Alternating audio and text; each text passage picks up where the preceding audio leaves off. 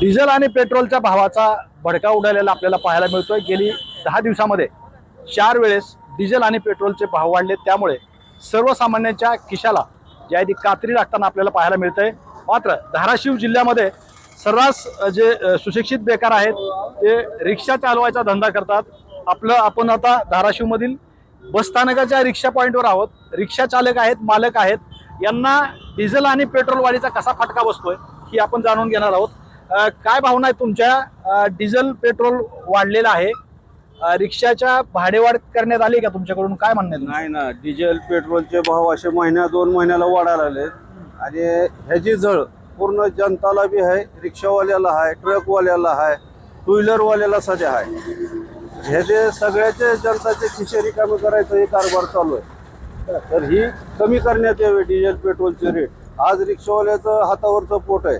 आज 15 रुपयाला 10 रुपयाला आम्ही चाललात, भाव वाढविलं जनता ही आपल्या जनतेचं। किती भाव आहे? समजा शिवाजी महाराज चौक आहे आणि तेरणा कॉलेज 15 रुपये। बर 15 रुपये तेवढं 4 किलोमीटर जावं लागलं आणि त्यात जर आम्ही भाव वाढविला, मग हे आपलं जनता एकामेकाचे खिशे रिकामं करायचा विचार व्हायला ना। तर सरकारने ह्याच्यावर विचार करून डिझेल पेट्रोलचे जर भाव कमी केले तर आम्ही बी भाव वाढविणार नाही।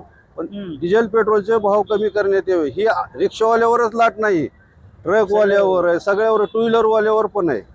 तर ही कमी करण्यात यावी। एकतर डिझेल पेट्रोलचे भाव वाढलेत, पुन्हा अन्नधान्याचे सगळे वाढलेत, रिक्षावाल्यांनी सगळेच वाढलेलं आहे। रिक्षावाल्यांनी कमवावं किती, खर्च करावं किती, दवाखाना काय करावं। आज किती रिक्षा आहेत शहरामध्ये? काय अंदाज? शहरामध्ये जवळजवळ 2,500 रिक्षा आहे। बर 2,500 आणि शहर लहान पडलं, रिक्षे जास्त झालेत।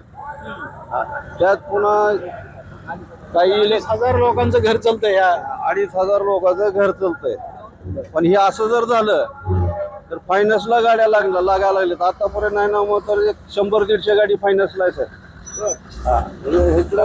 कर्जामुळं अगर ही जर व्यवस्थित चाललं तर कशाला फायनान्सवाले नेतात गाडी, त्यांचं फेड होती ना। तर ह्याची लाट सगळ्यावर पोहोचवली। शासनाने ह्याच्यावर विचार करून डिझेल पेट्रोलचे भाव कमी करण्यात यावे। आणि तुमच्या काय रिक्षा कधीपासून चालवत आहे? मी कमीत कमी 10 वर्ष झालं। 10 वर्ष झालं। काय परवडतंय का? नाही की परवडत नाही। आता काय पेट्रोल भाव वाढले, भाव वाढले म्हणून परवडत नाही। आता काय मागणी?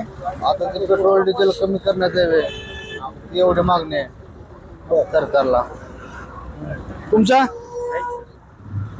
ही रिक्षाचा दर पेट्रोल वाढलेलं आहे सर। पेट्रोल वाढलं तर वाढलं, पुन्हा पॅसेंजर पैसे देणं गेलं, काय नाही। रस्त्याची अवस्था असली आहे की पावसाळ्यात तर कमीत कमी 8 ते 10 ऍक्सिडेंट होऊ शकतात आणि मरू बी शकतात माणसं। आज रस्ते खराब आहे, रस्ते असले खराब आहेत, पॅसेंजर पैसे देणं गेलं। बार्शी नाक्याला जाऊस तर इथनं 15 ते 20 मिनिट लागतात। सांजा चौकात जायला अर्धा ते पाऊण तास लागतंय। डिलिव्हरी पेशंट जर असलं तर बाईची डिलिव्हरी होऊ शकते त्याच्यात। आणि भाडं किती? भाडं किती? 30 रुपये सर। 30 रुपये, 2 सीट बसते, 30 रुपये देते। एखादा इमर्जन्सी अटॅकचा पेशंट जर असलं केलं तर त्यानं मरण्याची शक्यता आहे। एवढे रस्ते खराब आहेत सर। 10 ते 15 वर्ष झाले। काय रिक्षावाले काय मागणी आहे? मागणी काय? भाव वाढले ना पेट्रोलचे? ही आहे की डिझेल पेट्रोल कमी व्हावं। सरकार परवडत नाही का व्यवसाय? परवडत नाही। ही परिस्थिती आहे धाराशिवमध्ये। जवळजवळ 10 दिवसामध्ये 4 वेळेस डिझेलची भाव वाढ झालेली आहे आणि आज 99 रुपये 25 पैसे हा डिझेलचा भाव आहे। तर पेट्रोलचा भाव जे आहे ते 112 रुपये 61 पैसे एवढा पेट्रोलचा भाव आहे। त्यामुळे रिक्षा चालक सुद्धा परेशान असलेले आपल्याला पाहायला मिळत आहे। श्रीराम क्षीरसागर, TV9 मराठी, धाराशिव।